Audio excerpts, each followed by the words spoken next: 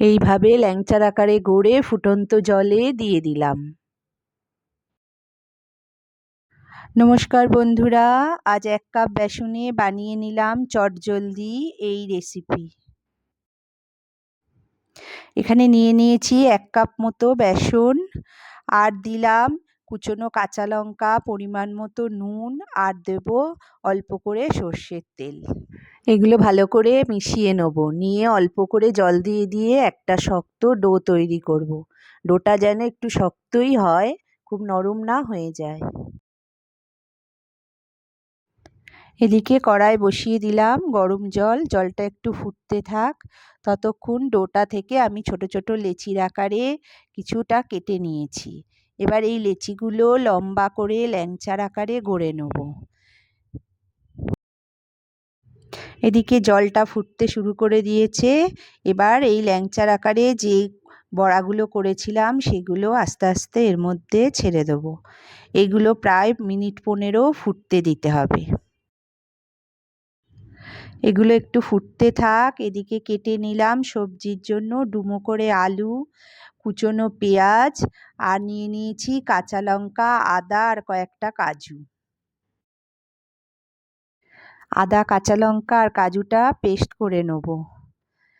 এদিকে 15 মিনিট হয়েও গেছে, বড়াগুলো রেডি হয়ে গেছে। এবারে তুলে নিয়ে ঠান্ডা করতে দেবো। বড়াগুলো ঠান্ডা হয়ে যাওয়ার পরে এগুলো আমি মাঝখান থেকে একটা করে ভাগ করে কেটে নেব, তাতে ভেতরে মশলাটা ভালো করে ঢুকবে। এবারে দিলাম কড়ায় সাদা তেল। সাদা তেলের মধ্যেই বড়াগুলো আমি ভেজে নেব। প্রথমে অল্প করে দিয়ে বড়াটা ভেজে নিলাম, তারপরে যেগুলো ছিল সেগুলোও দিয়ে দিলাম।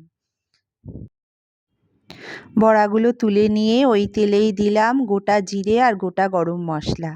এবার দিয়ে দেবো তার মধ্যে কুচনো পেঁয়াজগুলো। পেঁয়াজগুলো ভালো করে নাড়াচাড়া করে ভেজে নেব। পেঁয়াজগুলো ভাজা হয়ে গেছে। এবার দিয়ে দিলাম ওর মধ্যেই বেটে রাখা মশলাটা। এবার ভালো করে কষতে থাকবো।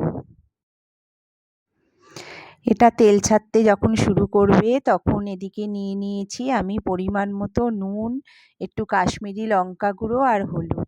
একটু জল দিয়েই মশলার মধ্যে ঢেলে দেব।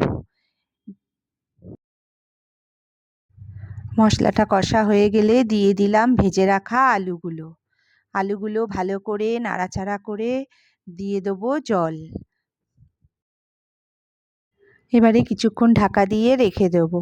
আলুগুলো হাফ সেদ্ধ হয়ে এলে তারপর দিয়ে দেবো ভেজে রাখা বড়াগুলো।